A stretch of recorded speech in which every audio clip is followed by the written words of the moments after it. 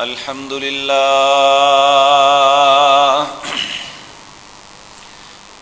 لله نحمده ونستعينه ونستغفره ونعوذ بالله من شرور أنفسنا ومن سيئات أعمالنا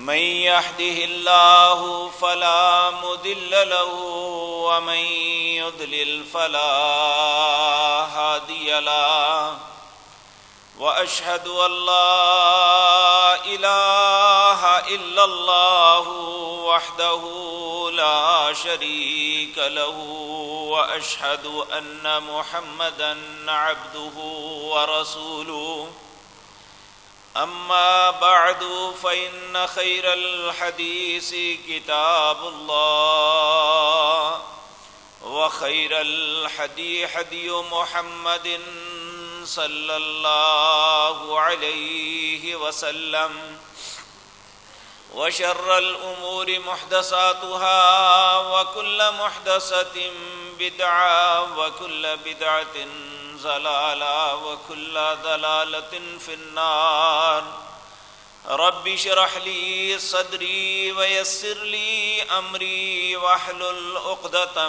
من لساني يفقهوا قولي اللهم انفعنا بما علمتنا وعلمنا ما ينفعنا وزدنا علما رب أوزعني أن أشكر نعمتك التي أنعمت علي وعلى والدي وأن أعمل صالحا ترضاه وأصلح لي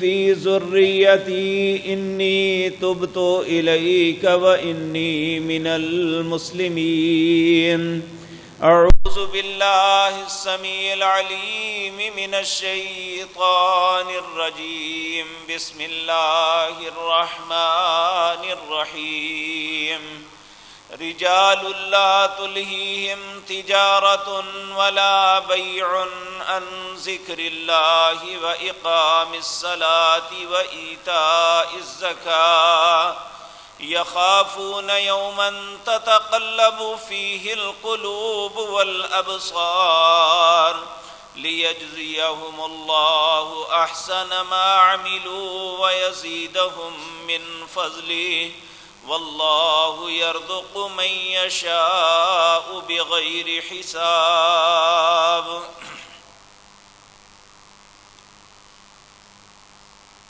حضرات محترم، گزشتہ مجلس میں یہ بات عرض کی تھی کہ انسان کو اپنے معاش کمانے کے لیے اپنے روزمرہ معمولات کو چلانے کے لیے ایک ہی رستہ ہے کہ وہ بازار میں جائے اور بازار میں کوئی نہ کوئی کام کرے، اور یہ بات عرض کی تھی کہ اللہ کی نظروں میں زمین کے اندر سب سے بہترین جگہ مسجد ہے اور سب سے بدترین جگہ بازار ہے۔ ہم اپنے بازار میں جانے کو اچھا کیسے بنا سکتے ہیں، اس میں سے چند ایک گزارشات آپ کو عرض کی تھی۔ یہی غلط اور اللہ کے نظروں میں مغضوب جگہ اگر انسان اس کے آداب کو ملحوظ خاطر رکھے گا تو اس کے لیے وہی بازار خیر کا سبب بن جائے گا۔ تو آج کی مجلس میں یہ آپ کے سامنے عرض کرنا ہے کہ جب بازار میں ہم نے آداب کا خیال رکھ لیا، اب ہم نے کام کرنا ہے تو اسلام ہمیں تجارت کے کون سے اصول سکھلاتا ہے کہ ہم اسلامی طریقے کے مطابق تجارت کر سکیں۔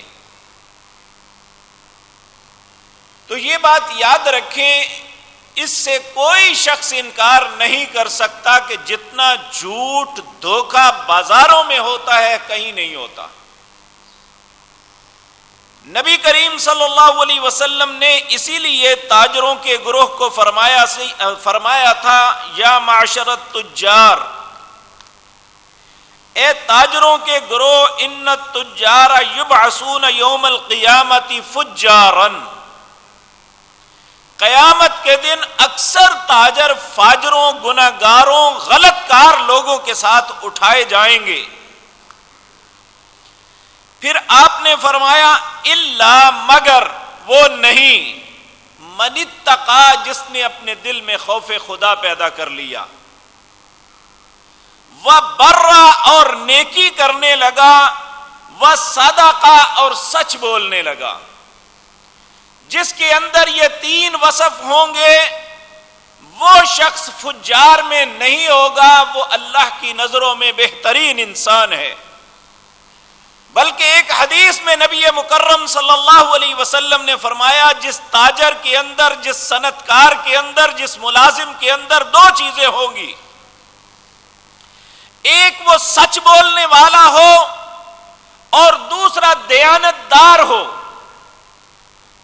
تو اللہ رب العزت ایسے تاجر پہ، ایسے صنعت کار پہ، ایسے کاشتکار پہ یا ایسے ملازم پہ اتنا خوش ہوتے ہیں، قیامت کے دن اللہ نبیوں کے ساتھ، صدیقوں اور شہیدوں کے ساتھ اس کا شمار فرمائیں گے۔ تو اس لیے یہ بات یاد رکھیں کہ ہم اپنے معاشرے میں ان دونوں چیزوں کا دیس نکالا دے چکے ہیں کہ ہم، دنیا کی ہر نعمت ہمارے پاس ہے، وسائل سارے کے سارے ہمارے پاس ہیں۔ ایک شخص نے بڑی خوبصورت بات کی کہ دنیا کی ہر نعمت سے اللہ نے اس ملک پاکستان کو مزین کیا ہے، اگر یہاں کچھ نہیں ملتا تو دیانت اور امانت نہیں ملتی۔ تو یہ بہت بڑی بدقسمتی ہے کہ اللہ نے ہمیں مسلمان بنایا ہے، اللہ نے اپنے نبی جناب محمد الرسول اللہ کا امتی ہونے کا شرف بخشا ہے، اللہ ہمیں اپنے بندوں میں شمار کرتے ہیں، اور جو سب سے اللہ کے نزدیک خوبصورت اور اچھی بات ہے کہ سچ بولنا، وہی ہمارے پاس نہیں ہے۔ حتیٰ کہ یہ محراب و منبر بھی جھوٹ سے خالی نہیں رہ گئے۔ اگر یہاں جھوٹ نہ بولا جائے تو کبھی مسلمان فرقوں میں نہ بٹے۔ یہ بات یاد رکھیں کہ رسول اللہ صلی اللہ علیہ وسلم نے اپنی امت کو کنفیوز نہیں چھوڑا۔ کوئی بھی میرے ایک طالب علم ہونے کی حیثیت سے کوئی بھی مسائل میں سے ایسا مسئلہ نہیں ہے کہ آپ نے کہا یہ حرام بھی ہے اور حلال بھی ہے، یہ صحیح بھی ہے اور نہیں بھی صحیح، یہ غلط بھی ہے اور صحیح بھی ہے، ایسا کہیں نہیں ہوا۔ بلکہ اگر کسی چیز کو غلط کہا ہے تو اسے صحیح کبھی نہیں کہا، تو یہ کبھی بھی نہیں ہو سکتا۔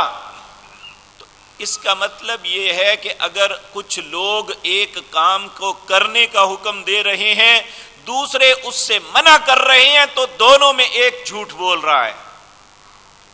یا جو کہتا ہے ایسے کرو یہ رسول اللہ کا طریقہ ہے، یا وہ جھوٹا ہے، یا جو لوگوں کو منع کرتا ہے کہ رسول اللہ نے ایسا نہیں کیا، وہ جھوٹ بولتا ہے۔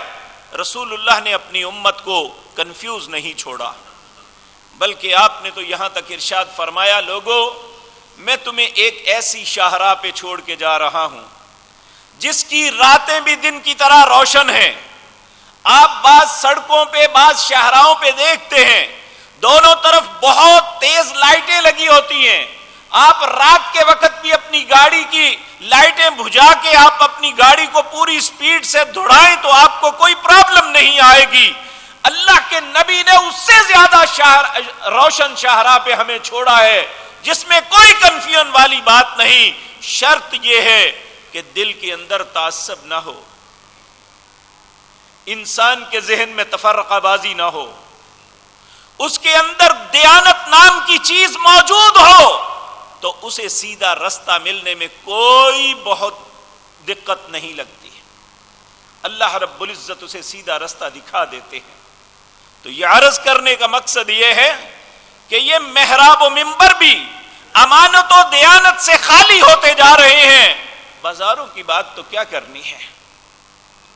تو اسلامی اصول تجارت کے اندر سب سے اہم بنیادی نقطہ جس پہ پوری کی پوری بلڈنگ معیشت کی کھڑی ہوتی ہے وہ بنیادی نقطہ ہے، بنیادی چیز ہے امانت اور دیانت۔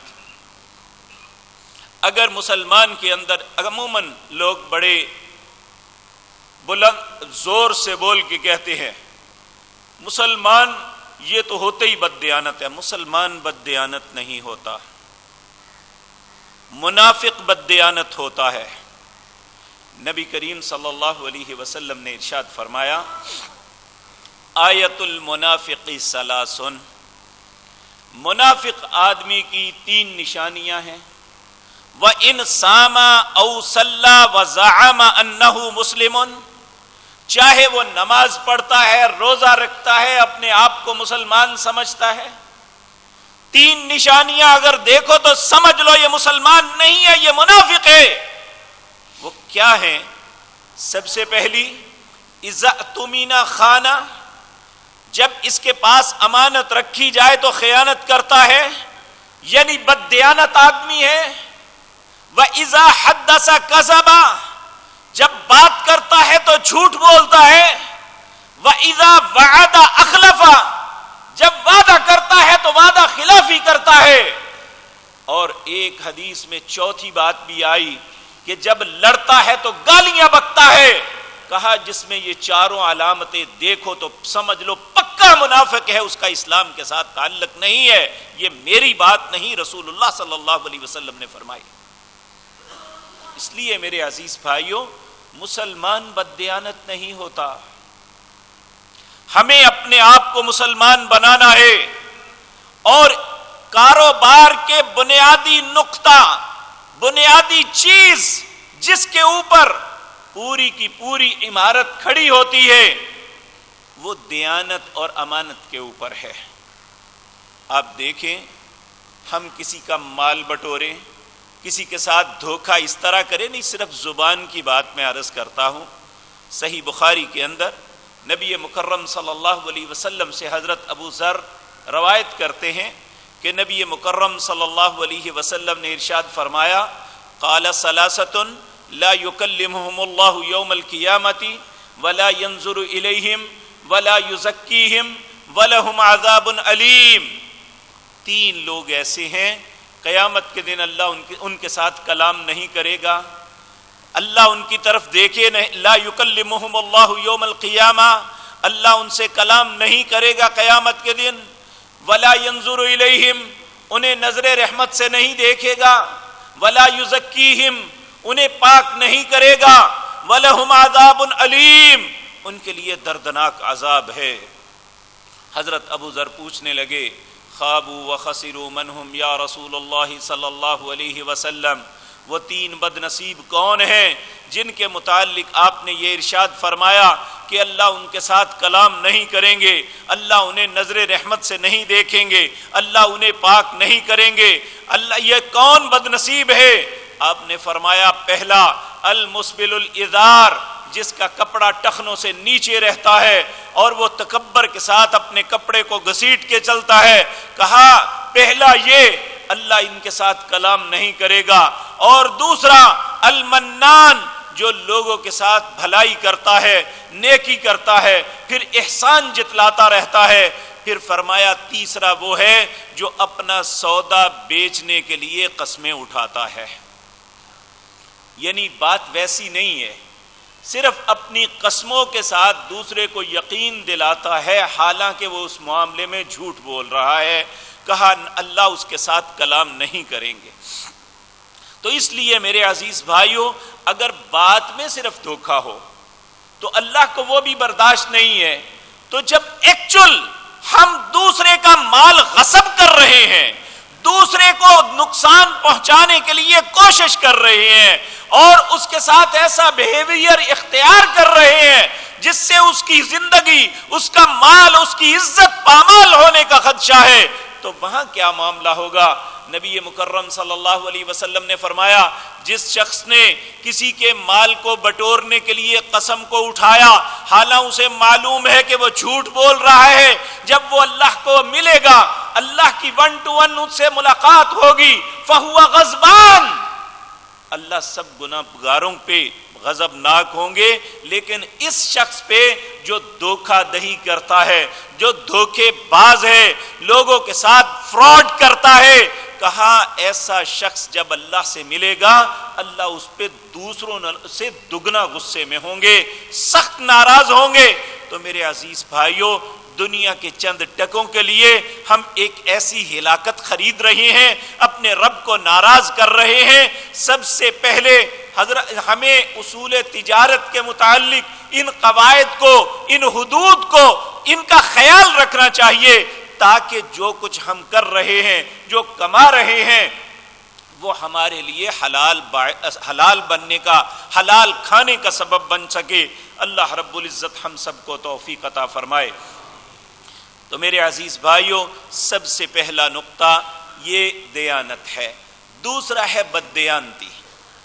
بددیانتی میں یہ بات یاد رکھیں، سیدنا شعیب علیہ السلام، آپ کی قوم کے اندر 2 چیزیں تھیں، ایک یہ کم تولنا اور دوسرا یہ چیزوں کے اندر ملاوٹ کرنا ہے، اور یہ ایسے گناہ ہیں جن کی وجہ سے قوم شعیب پہ اللہ نے عذاب نازل کیا اور پوری کی پوری قوم کو تباہ و برباد کر کے رکھ دیا تھا، ایک شخص بھی نہیں بچا تھا۔ آج میں اور آپ سوچیں کہ ہم اپنے معاشرے کے اندر کوئی شخص تصور کر سکتا ہے کہ جو چیز وہ لے کے آ رہا ہے وہ بالکل ٹھیک ہے، جو لکھا ہوا ہے اس کے مطابق ہوگی؟ اور ہم ایسی باتیں سننے کو مل رہی ہیں کہ ایک اسلامی مملکت جس میں صرف پیسے کے حصول کے لیے ایک حلال جانور جو ہے اسے جھٹکے کے ساتھ کر دیا جائے تو وہ حرام ہو جاتا ہے، اس کی قیمت کھانا حرام ہو جاتی ہے، تو کیسے بدنصیب لوگ ہیں جو گدھے ذبح کر کے یا کتے ذبح کر کے صرف چند ٹکوں کے لیے لوگوں کے منہ میں حرام ڈال رہے ہیں اور یہ سمجھتے ہیں کہ ہم نے بہت بڑا کام کیا ہے۔ کیا اللہ کی عدالت کبھی نہیں لگے گی؟ کہ اللہ نے کبھی فیصلہ نہیں کرنا؟ اور جو کچھ یہ کیا جا رہا ہے، جس طرح لوگوں کو زہر دیا جا رہا ہے، جس طرح بیماریاں پھیل رہی ہیں، جس طرح پورے معاشرے کو مفلوج کر دیا گیا ہے، ہم کیا سمجھتے ہیں جب دوسروں کے بچوں کو قتل کا سامان، جب دوسروں کے بچوں کے لیے زہر بھر کے انہیں کھلائیں گے تو کیا ہمارا رب ہماری اولاد کے لیے خیر کے دروازے کھولے گا؟ کیا یہ ہمارے لیے خیر ہوگی؟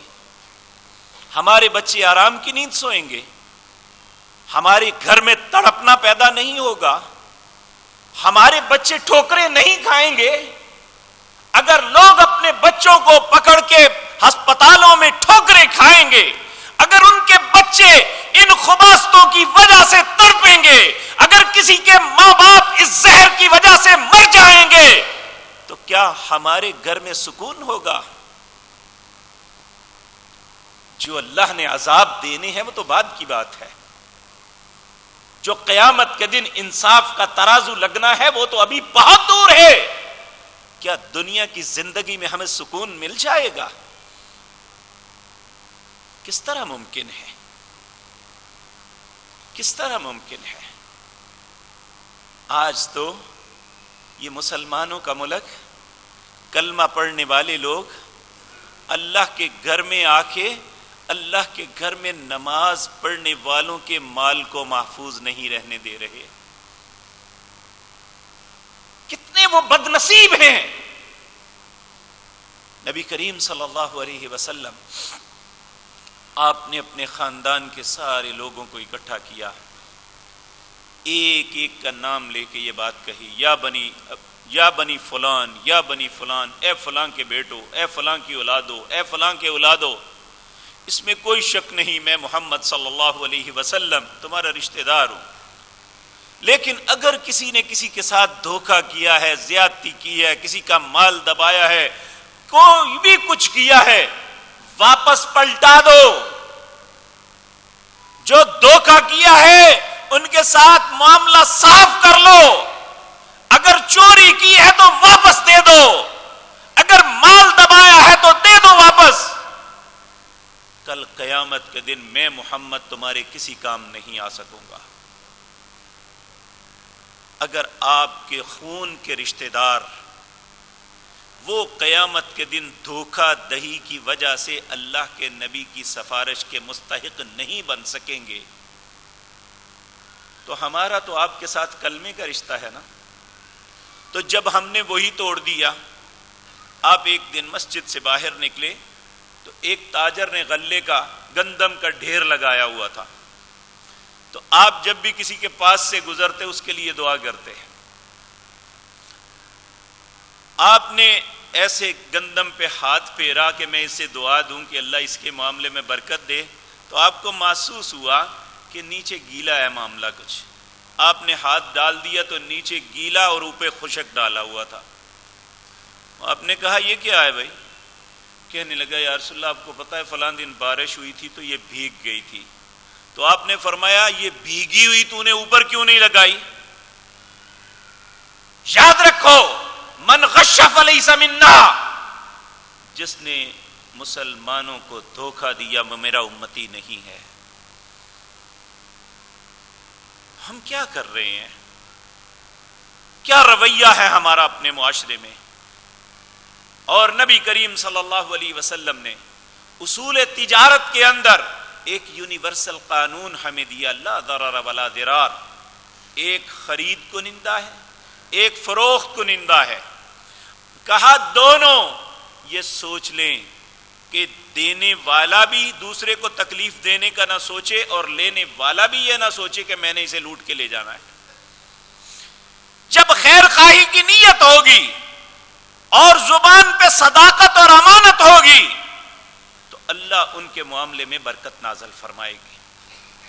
تو اگر خرید و فروخت کے اندر دھوکہ دہی ہوگی تو اللہ اپنی برکتوں کو اٹھا لیں گے. تو سب سے پہلی بات میرے عزیز بھائیو یہ یاد رکھیں کہ دوسری بات یہ ہے کہ جب انسان اپنے معاشرے کے اندر دھوکہ دہی کرتا ہے تو پھر زمین کے اندر فساد برپا ہو جاتا ہے.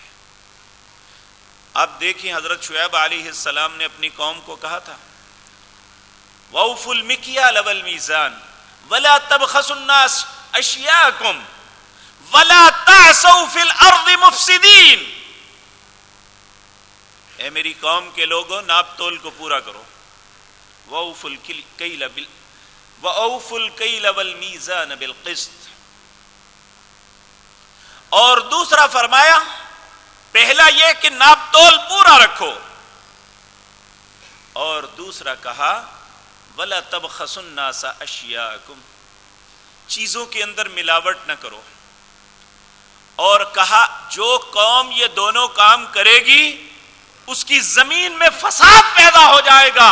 وَلَا تَعْثَوْا فِي الْأَرْضِ مُفْسِدِينَ، میری قوم کے لوگوں تم فساد کرنے والے نہ ہو. آج دیکھیں ایک فساد مچا ہوا ہے، قتل و غارت گری عروج پہ ہے، حکمران اپنی جگہ ظلم کر رہے ہیں اور انسان مضطرب ہے، کسی جگہ کسی کو سکون نہیں ہے. نبی کریم صلی اللہ علیہ وسلم نے فرمایا جب دیانت اٹھ جائے گی تو تین چیزیں ہوں گی. ظالم حکمران مسلط کر دیے جائیں گے جو ہر دن لوگوں سے ان کا مال ان کی عزتیں چھینیں گے، پامال کریں گے. ہر آنے والے وقت پہ نیا ٹیکس لگایا جاتا ہے، کوئی بھی اس سے مبرہ نہیں. 70 سال ہو گئے اس ملک کو بنے ہوئے، ہر آنے والا سود کا مال اکٹھا کرتا ہے اور قوم کے سر پہ لاد دیتا ہے، اور اس کے باوجود قوم چور ہے. اور قوم کو یہ سوچنا چاہیے کہ ایسا ہمارے ساتھ کیوں ہو رہا ہے. کہیں اپنے کاروبار کے اندر، کہیں اپنی شراکتوں کے اندر، کہیں خرید و فروخت کے اندر ہم سے زیادتیاں تو نہیں ہو رہی؟ اگر اجتماعی طور پہ ہمارے اندر بدعہدی اور بددیانتی نہ ہو تو ہم پہ ایسے ذلیل قسم کے حکمران کبھی مسلط نہ ہو۔ ساری قوم پریشان ہے کہ اگر بیٹھے ہوئے کو اتارو تو آنے والا اس سے کون آئے گا، کون ہوگا، اس سے بدتر نظر آ رہے ہیں۔ تو یاد رکھیں، جس وقت اصلاح دلوں میں آ جائے تو پھر اللہ قوموں کے اوپر اچھے لوگوں کو لے آتا ہے۔ دور کیا جانا ہے، چھوٹی سی مثال ترکی لے لیں۔ بدترین قسم کی غلاظت، اس کی دلدل میں دھنسے ہوئے لوگ تھے، ان کے حکمران بھی پوری طرح کے پکے چٹے کافر بن چکے تھے، اسلام سے ضد اور اناد تھی انہیں۔ وہیں سے کچھ لوگ، اللہ رب العزت نے ان کے دلوں میں اللہ اپنا خوف ڈالا، انہوں نے ذلت کی انتہاؤں کو دیکھ کے یو ٹرن لیا، ان کے اندر کا ایمان جاگا، انہوں نے بددیانتی کو چھوڑ کے دیانت کا رستہ، بے دینی کو چھوڑ کے، وہ بے دینی کو چھوڑ کے دینداری کا رستہ اختیار کیا، اور سخت دلی کو چھوڑ کے نرم دلی کو اپنایا، کفار کی نقل کرنے کے بجائے محمد الرسول اللہ کو اپنا بنایا۔ اور ہم نے دیکھا کہ آج سے 10 سال پیچھے چلے جائیں، ترکی کے اندر ایک روٹی 10 لاکھ لیرے کی ملتی تھی، اور وہ یورپ کی منتیں کرتے تھے کہ اپنے ساتھ ہمیں شامل کر لو۔ اب پورا یورپ ان کے قدموں میں بیٹھا ہے کہ ہمارے ساتھ مل جاؤ، وہ کہتے ہیں مسلمان ہیں، مسلمانوں کے ساتھ ملیں گے۔ کیا ہم نہیں بن سکتے؟ کیا ہم اپنے دلوں کو تبدیل نہیں کر سکتے؟ کب تک ایک دوسرے کو کھاتے رہیں گے؟ کب تک ایک دوسرے کے ساتھ دھوکہ کرتے رہیں گے؟ کب تک ایک دوسرے کی عزتوں کو پامال کرتے رہیں گے؟ کب تک یہ ساری ذلتیں برداشت کرتے رہیں گے؟ اگر یہ چاہتے ہیں کہ اللہ ہماری عزت کرے، اللہ ہمیں ان مصیبتوں سے نکال دے، تو اپنے دوسرے بھائیوں کے ساتھ خیر کا سوچنا شروع کر دیں۔ اللہ ہمیں اچھے حکمران نصیب کر دے گا، اللہ ہمیں دوسرے مسلمانوں کے دلوں میں ہمارے لیے رحم ڈال دے گا۔ آخر کہیں سے تو یہ بات شروع ہونی چاہیے۔ میں یہ نہ سوچوں کہ آپ کب کریں گے، میں یہ سوچوں مجھے شروع کر دینا چاہیے۔ ہر بندہ اپنے آپ سے شروع کر دے۔ اگر نہیں کریں گے، جس ڈگر پہ چل رہے ہیں اگر اسی ڈگر کو اپنائے رکھیں گے تو پھر یاد رکھیں کبھی بھی نہ معیشت مستحکم ہوگی۔ کیا اللہ نے قرآن عزیز کے اندر یہ نہیں فرمایا تھا؟ وَضَرَبَ اللَّهُ مَثَلًا قَرْيَةً كَانَتْ آمِنَةً مُطْمَئِنَّةً يَأْتِهَا رِزْقُهَا رَغَدًا مِنْ كُلِّ مَكَانٍ فَكَفَرَتْ بِأَنْعُمِ اللَّهِ۔ یہ برآمدی کے لاؤڈ سپیکر نہیں چل رہے، آپ چلا دیں، اس کی آواز بڑھا دیں، وہ بار بار کہہ رہے ہیں اس کی آواز بڑھا دیں ذرا۔ فَكَفَرَتْ بِأَنْعُمِ اللَّهِ فَأَذَاقَهَا اللَّهُ لِبَاسَ الْجُوعِ وَالْخَوْفِ بِمَا كَانُوا يَصْنَعُونَ۔ اللہ کہتے ہیں ان کے سامنے مثال بیان کرو اس بستی کی۔ وَضَرَبَ اللَّهُ مَثَلًا قَرْيَةً، مثال بیان کرو اے محمد الرسول اللہ اس بستی کی صلی اللہ علیہ وسلم۔ کانت آمنۃ مطمئنہ، کہ اس کے رہنے والے بڑی اطمینان کی زندگی بسر کر رہے تھے۔ یاتیہا رزقہا رغدا من کل مکان، چاروں طرف سے رزق کے انبار آ رہے تھے، لیکن بستی والوں نے کیا کہا، کیا کیا؟ فکفرت بانعم اللہ، اللہ نے جو نعمتیں دی تھی ان کا انکار کر دیا۔ فَأَذَاقَهَا اللَّهُ لِبَاسَ الْجُوعِ وَالْخَوْفِ، اللہ نے بھوک اور افلاس کا لباس پہنا دیا۔ بِمَا كَانُوا يَصْنَعُونَ، جو وہ کر رہے تھے۔ اب اسی آیت کو ہم اپنی اس بستی پہ جس کا نام پاکستان ہے اس پہ لگاتے ہیں۔ کیا وہ وقت نہیں تھا؟ پارٹیشن سے پہلے اپنے بزرگوں سے پوچھ لیں کیا وہ وقت نہیں تھا؟ آج بھی انڈیا کے اندر وہ وقت نہیں ہے کہ اللہ رب العزت نے کہا وَاذْكُرُوا إِذْ أَنْتُمْ قَلِيلٌ، یاد کرو وہ وقت جب تم بہت تھوڑے تھے، مستضعفون فی الارض، زمین پہ کمزور تھے، تخافون ان یتخطفکم الناس، ڈرتے تھے تمہیں کوئی اچک نہ لے، کوئی مار نہ دے، کوئی تکلیف اور اذیت میں نہ ڈال دے، فکفر، اللہ اکبر، وَاذْكُرُوا إِذْ أَنْتُمْ قَلِيلٌ مُسْتَضْعَفُونَ فِي الْأَرْضِ تَخَافُونَ أَن يَتَخَطَّفَكُمُ النَّاسُ فَآوَاكُمْ، پھر اللہ نے تمہیں عزت دی، وَأَيَّدَكُمْ بِنَصْرِهِ، اور اپنی خاص مدد کے ساتھ ایک مملکت عطا کی، اس لیے دی لعلکم تشکرون، تاکہ تم اللہ کا شکر ادا کرو۔ یہ ملک بنا چاروں طرف سے، وہ لوگ جو مزدوریاں کرتے تھے، وہ لوگ جن کے پاس کچھ نہیں تھا، اللہ نے اپنی رحمتوں کے دروازے کھولے، وہ مزدور صنعت کار بن گئے، وہ بہت بڑے بڑے تاجر لوگ بن گئے، جن کے پاس کچھ نہیں تھا اللہ نے بہت کچھ عطا کر دیا۔ میلوں لمبی فیکٹریاں تھی، آنکھیں دیکھ دیکھ کے دیواریں تھک جاتی تھی، ان کی فیکٹریوں کی دیواریں ختم نہیں ہوتی تھی، ان کے گھر کنالوں ایکڑوں میں نہیں فرلانگوں میں تھے۔ فکفرت بانعم اللہ، انہوں نے اپنی معیشت کے اندر سود جیسی لعنت کو داخل کر دیا۔ آج ان میں سے کوئی خاندان نظر نہیں آ رہا، دھوکے کو داخل کر دیا۔ یاد رکھیں اللہ کا اصول اٹل ہے، اللہ اپنے قانونوں کو نہیں بدلتا، وہ اپنے اصولوں پہ قائم رہتا ہے۔ اگر ہم اپنی معیشت کی بقا چاہتے ہیں، اگر ہم اپنے گھروں کا اطمینان چاہتے ہیں، اپنے معاملات کی آسودگی چاہتے ہیں، تو امانت کو اپنا بچھونا بنا لیں، ہم اپنا لباس بنا لیں امانت کو۔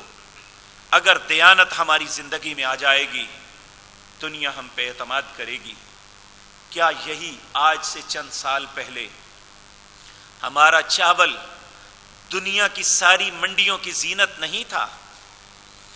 کیا کسی سکھ یا ہندو نے آ کے یہ کیا تھا کہ سائیڈ پہ چاول بھر کے درمیان میں ایک لوہے کا پائپ رکھ دیتے اور اس میں دوسری قسم کا چاول ڈال کے بوریاں بھر بھر کے باہر بھیجی؟ آج 10 روپے کا چاول ہم ان سے خریدنے کے لیے کوئی تیار نہیں ہے۔ کیا یہ اللہ نے پھٹکار ڈالی تھی کہ یا ہم نے اپنے اوپر خود ظلم کیا ہے؟ کیا یہ ساری باتیں ہمارے سمجھنے کے لیے کافی نہیں ہے؟ ہم یہ تو کہتے ہیں کہ یہ مسلمانوں پہ ساری مصیبتیں تھی، تو مسلمانوں نے اسلام کے کون سے اصول کو اپنایا ہے جو اللہ سے گلہ کریں کہ اللہ ہم مسلمان تھے، ہم نے تیرے اصولوں کی پاسداری کی، تو نے ہمارے ساتھ زیادتی کر دی ہے۔ ہم بھی تو حدود اللہ کو قائم کرنے والے بنے، ہم بھی اللہ کی حدوں کو سمجھیں۔ اگر ہم نہیں سمجھیں گے کہاں سے سکون ملے گا؟ کیا آپ اپنے معاشرے میں نہیں دیکھتے ایک ایک دن میں 50-50 لاکھ کی ڈکیتیاں مارنے والے، ان کے گھروں میں پھر بھی 10 دن کے بعد کھانے کے لیے کچھ نہیں ہوتا؟ کیا پھر بھی سمجھ نہیں آئے گی کہ رزق کی تقسیم اللہ کے ہاتھ میں ہے؟ کیا پھر بھی ہم رشوت کا بازار گرم رکھیں گے؟ کیا پھر بھی اپنے کاروباروں کے اندر اس لعنت اور خباثت کو جاری رکھیں گے؟ کیا پھر بھی اللہ کی اس بات کو قبول نہیں کریں گے وَلَا تَبْخَسُوا النَّاسَ أَشْيَاءَهُمْ، اپنی چیزوں میں ملاوٹ نہ کرو۔ لوگوں ہم یہ پھل کے چکھ کے تو دیکھیں، اس پھل کو اپنا کے تو دیکھیں جس کا نام امانت ہے، جس کا نام دیانت ہے، اور اللہ کے وعدوں کو آزما کے تو دیکھیں۔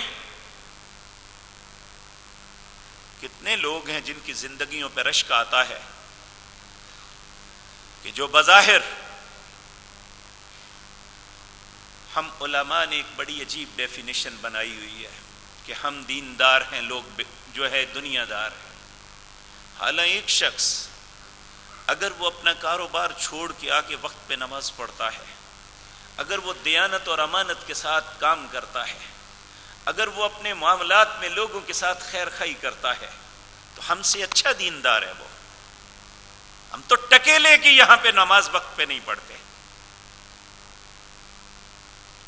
میرے بھائیو، دین نام ہے ان حدود کی پاسداری کا جو اللہ نے ہمارے لیے مقرر کر دی ہے کہ یہ میری حدیں ہیں.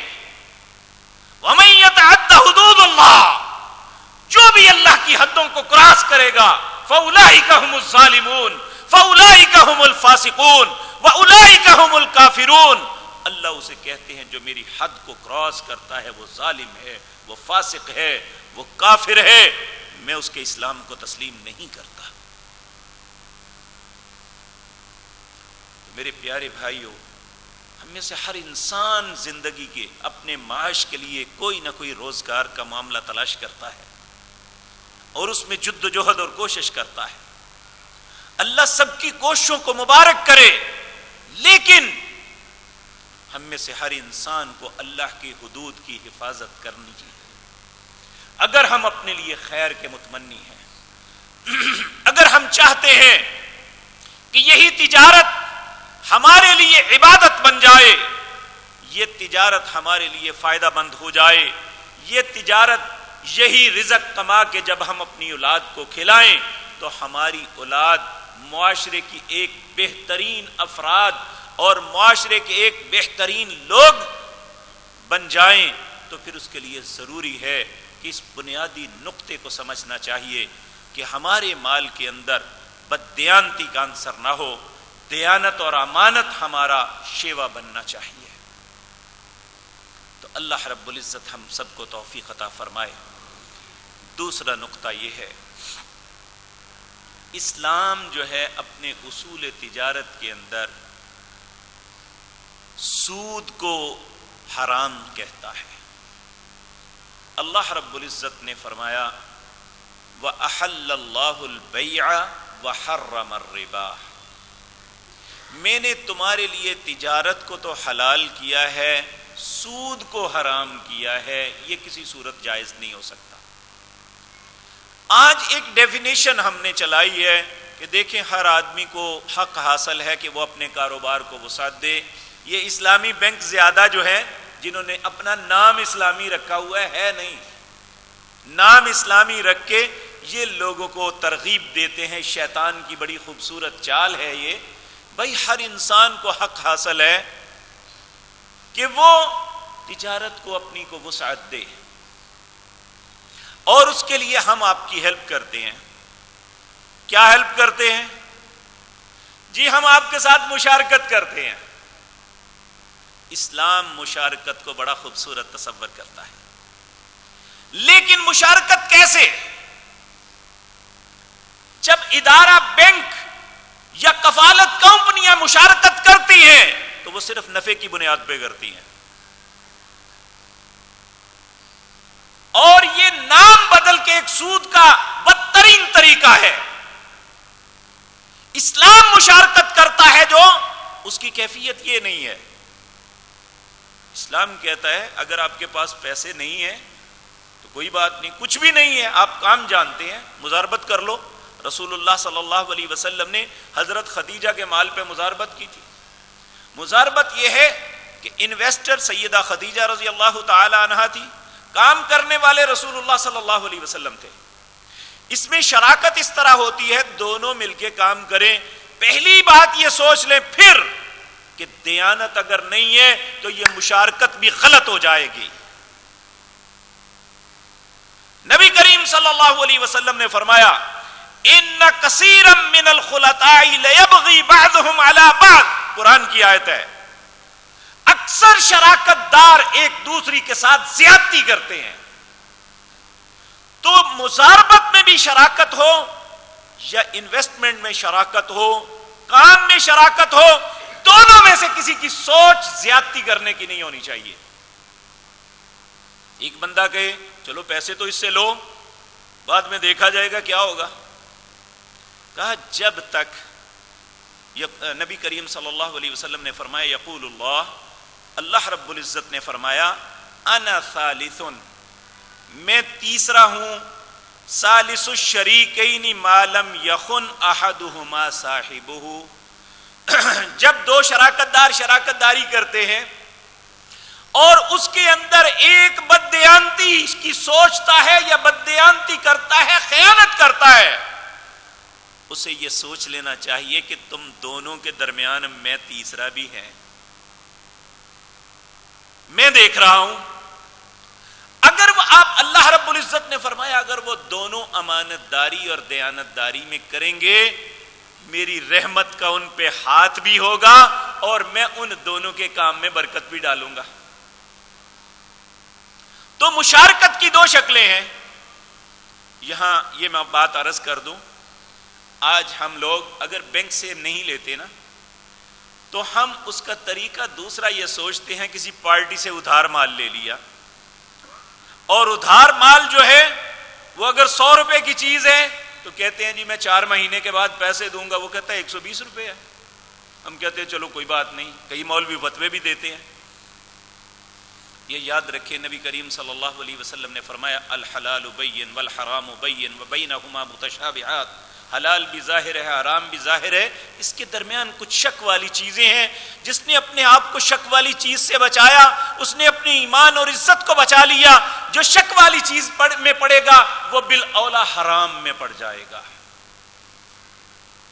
تو یہ بات یاد رکھیں کہ وہ کہتے ہیں ٹھیک ہے ہم ان سے لے لیتے ہیں، حالانکہ اسلام حکم دیتا ہے کہ نہیں تم مشارکت کرو کسی کے ساتھ۔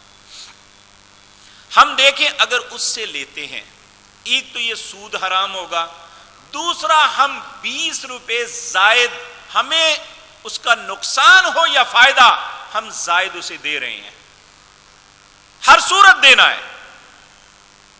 اور اگر مشارکت ہوگی تو اس میں اگر نفع ہوگا تو آپ دونوں پارٹنر ہیں، جو آپ کے ساتھ طے ہے، یعنی آپ کے ساتھ دوسرا بھی انویسٹر ہے، آپ مزاربت پہ کر رہے ہیں تو مزاربت میں یہ ہوتا ہے کہ ایک کے پاس پیسے ہیں دوسرا کام کر رہا ہے، تو کہا اگر انہیں خدا نخواستہ گھاٹا پڑ جاتا ہے تو اس کی محنت گئی، اس کا گھاٹا، تو اگر دونوں کو نفع ہوا تو جو طے پایا ہے وہ کام کرنے والوں کو مل جائے گا، وہ انویسٹر کو مل جائے گا۔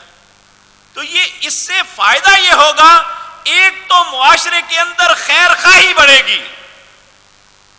کہتے ہیں جی لو جی بینکنگ نظام کے علاوہ اور کون سا نظام ہے جو اسلام دے؟ اسلام دے رہا ہے۔ آپ کے پاس کچھ بھی نہیں ہے، آپ اپنا اعتماد بحال کریں۔ کیوں آخر لوگ بینکوں میں سود کھانا تو گوارا کر لیتے ہیں، بینکوں میں فکس کروا کے کسی دوسرے آدمی کو نہیں دیتے؟ کیونکہ جس پہ بھی اعتماد کیا جائے وہ اعتماد کو ٹھیس پہنچاتا ہے، الا ماشاء اللہ۔ دنیا میں سارے اچھے لوگ ختم نہیں ہوئے ہیں، لیکن ہم سب مسلمانوں کو ایسا ہونا چاہیے کہ ہم بینک سے پیسے لینے کے بجائے ہم اگر کچھ بھی نہیں ہے تو مزاربت پہ کریں، اگر ہے کم ہے راس تو مشارکت پہ کریں، دوسروں کو پارٹنر بنائیں۔ عرب کے اندر آپ دیکھ لیں بہت بڑی بڑی کمپنیاں ہیں، لیکن ساری کی ساری شرکاء کے ساتھ مشارکت کے ساتھ چل رہی ہیں، اکیلا کوئی بھی کسی کا مالک نہیں ہے۔ اس میں دونوں جذبے ہوتے ہیں کہ انویسٹمنٹ لوگوں کی لے کے ممکن ہے اللہ کسی کی وجہ سے آپ کے کام میں برکت ڈال دے، جس کے ساتھ آپ خیر کر رہے ہیں اس کی وجہ سے اللہ آپ کو بخش دے۔ اس لیے اپنے گرے ہوئے بھائیوں کو اٹھاؤ، اور اللہ نے آپ کو اگر اچھا ذہن دیا ہے، اچھے معاملات دیے ہیں، تو سوچو مسلمانوں کی خیر کا۔ آپ اپنے کاروبار کو بڑھانے کے لیے اگر بینک کے پاس جا کے کروڑوں کے قرضے لیتے ہیں تو مت لیں، لوگ اپنے پاس رکھ کے پیسے بیٹھے ہیں۔ اگر کوئی دیانت دار آدمی مل جائے لوگ آنکھیں بند کر کے سارا کچھ نشاور کر دیتے ہیں۔ کیا تاج کمپنی کے ساتھ ہوا نہیں تھا؟ یہ الگ بات ہے کہ ان کی سوچ غلط تھی کہ انہوں نے لوگوں کے ساتھ خود اپنے آپ کو بھی ڈبو لیا۔ یاد رکھیں بددیانتی کرنے والا کبھی پھلتا نہیں ہے، اللہ رب العزت اسے دنیا میں دکھا دیتے ہیں۔ اس لیے مسلمانوں کی خیر کا سوچیں، ہم اگر اللہ نے ہمیں ایسا پلاننگ دی ہے، اچھا ذہن دیا ہے، ہمارا ذہن چلتا ہے، ہم کاروبار کر سکتے ہیں، تو پھر اب لوگوں کو اپنے ساتھ ملائیں، اپنے کاروبار کو وسعت دیں۔ اگر وہ آپ کے ساتھ شراکت میں آتا ہے تو آپ کو کچھ دے کے جائے گا، لے کے نہیں جائے گا، لیکن جب یہی آپ بینک سے لیں گے وہ ہمیشہ آپ سے چھینیں گے، آپ سے کچھ دے کے نہیں جائیں گے۔ اور آپ دیکھیں، آپ نے اپنے بچے کو ڈاکٹر بنانا ہو تو آپ کو بہت سے جو ہے حدوں کو پار کر کے جانا پڑتا ہے، فیسیں بہت زیادہ، کتابیں مہنگی، کالجز داخلے بڑے مشکل۔ اگر آپ اپنے بچے کو انجینئر بنانا چاہتے ہیں تو یہی، لیکن دنیا کے جتنے سودی ادارے ہیں، اکنامکس اگر آپ نے پڑھانی ہو، آپ کا بچہ کمپارٹ بھی آ گئی ہے تو وہ پھر داخلہ دے دیتے ہیں، پاس سے کتابیں دیتے ہیں۔ اپنے نظام کو قائم رکھو۔ مسلمانوں کیا ہو گیا ہے؟ ہمیں اللہ اور اس کے رسول نے جو معیشت کا نظام دیا ہے، ہم اس سے نفرت کیوں کرتے ہیں؟ ہم کہتے ہیں اس کے بغیر ہو نہیں سکتا، حالانکہ میں عرض کرتا ہوں اگر آپ اللہ پہ توکل کریں، اللہ اس سے بہت اچھی روزی آپ کو دے سکتا ہے۔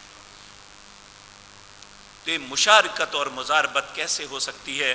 اللہ نے زندگی اور توفیق دی تو انشاءاللہ آپ کے سامنے عرض کروں گا۔ اقول قولی ھذا واستغفر اللہ۔ ان الحمد للہ نحمده ونستعینه ونستغفره ونعوذ باللہ من شرور انفسنا ومن سیئات اعمالنا، من يهده الله فلا مضل له ومن يضلل فلا هادي له، واشهد ان لا اله الا الله وحده لا شريك له، واشهد ان محمدا عبده ورسوله۔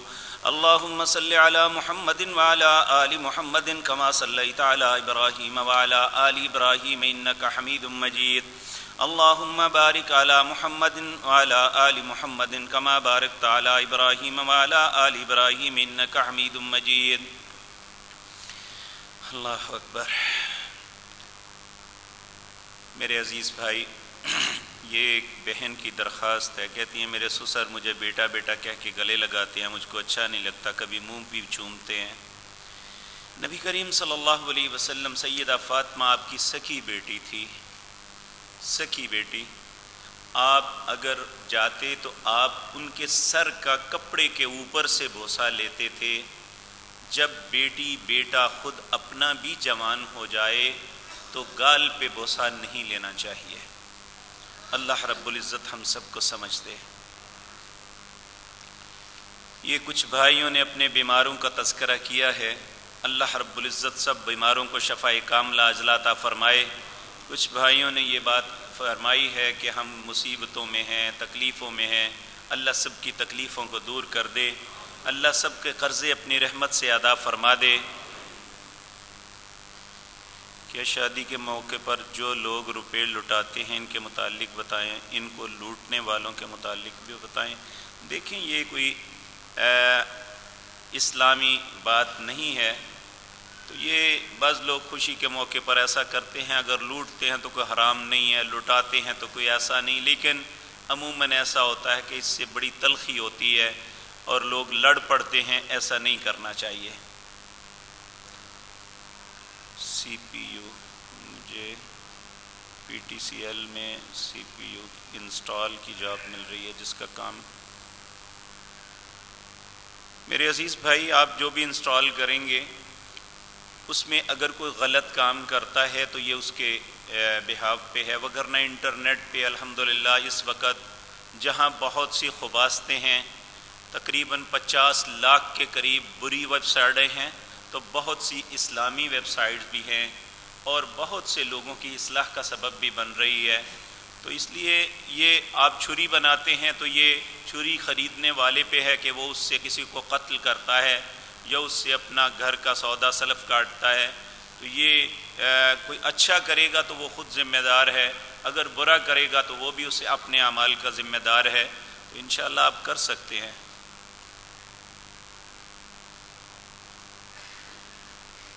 ایک بھائی نے کہا میں نے کسی آدمی سے رقم لینی ہے، وہ کہتا ہے میری جگہ فروخت ہو جائے تو میں پیسے ادا کروں گا۔ دیکھیں ایسی شرطیں نہیں لگانی چاہیے، کوشش کرنی چاہیے، اللہ رب العزت ضرور مدد فرمائیں گے۔ نبی صلی اللہ علیہ وسلم نے فرمایا 3 لوگوں کی مدد اللہ اپنے اوپر فرض کر لیتے ہیں، ایک شخص وہ جو شادی اس لیے کرتا ہے گناہ سے بچ جاؤں، اللہ اسے ضرور گناہ سے بچاتے ہیں۔ ایک وہ شخص جو قرض ادا کرنا چاہتا ہے اور اس کے لیے کوشش کرتا ہے، اللہ ضرور ایسے وسائل مہیا فرماتے ہیں کہ وہ قرض ادا کر دیتا ہے۔ ایک بھائی نے کہا کیا کریڈٹ کارڈ استعمال کرنا جائز ہے؟ بالکل نہیں جی، یہ کچھ دنوں کے بعد یہ اگر 20 تاریخ یا جو بھی مقرر ہوتی ہے اس کے بعد اس پہ سود پڑنا شروع ہو جاتا ہے۔ بعض لوگ یہ بہانہ لگاتے ہیں کہ اگر ہم اس سے پہلے پیمنٹ ادا کر دیں ہمیں نہیں پڑے گا، تو بعض اوقات نہیں بھی ہو سکتا تو پھر تو سود میں ملوث ہو گئے۔ تو ایسی چیز سے بھی بچنا چاہیے جس سے انسان سود تک پہنچتا ہے۔ یہ خواتین کے لیے اعلان ہے کہ النور ویلفیئر فاؤنڈیشن کے زیر اہتمام کامیاب عورت، ان کے اس موضوع پہ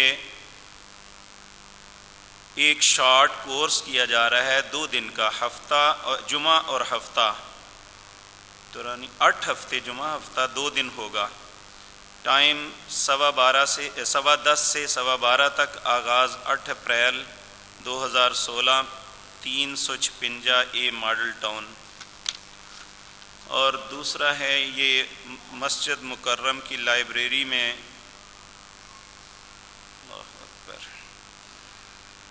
یہ 1 ماہ کا کورس ہے، یہ بھی 356 اے ماڈل ٹاؤن میں ہے۔ جو لوگ جانا چاہیں خواتین وہاں پہ تشریف لے جائیں۔ اللہم انصرنا ولا تنصر علینا واعزنا ولا تذلنا وزدنا ولا تنقصنا وارحمنا انت مولانا فانصرنا علی القوم الکافرین۔ اذهب الباس رب الناس واشف انت شافی لا شفاء الا شفاؤک شفاء لا یغادر سقما۔ اللهم اشفنا بشفائك وداونا بدوائك واغننا بفضلك عمن سواك۔ اللهم اشفنا بشفائك وداونا بدوائك واغننا بفضلك عمن سواك۔ اے اللہ ہمارے بیماروں کو شفا عطا فرما، اے اللہ جو پریشان ہیں ان کی پریشانیوں کو دور فرما، اے اللہ جو بے اولاد ہیں انہیں اولاد کی نعمت سے نواز، اے اللہ ہمارے دلوں کو اپنے دین کی طرف پھیر دے، اے اللہ ہمارے دلوں سے برائی کو مٹا دے، اے اللہ برائی سے نفرت پیدا فرما دے، اے اللہ دنیا اور آخرت کی بلائیاں نصیب فرما، اے اللہ دنیا اور آخرت کے شرور سے ہم سب کو محفوظ فرما۔ اے اللہ ہماری معیشت مستحکم کر دے، اے اللہ ہمارے ملک میں امن و امان قائم کر دے، اے اللہ ہمارے معاملات کی اصلاح فرما، اے اللہ ہمارے معاملات کی اصلاح فرما، اے اللہ ہمارے ماں باپ پر رحم فرما۔ سبحان ربک رب العزت عما یصفون وسلام علی المرسلین والحمد للہ۔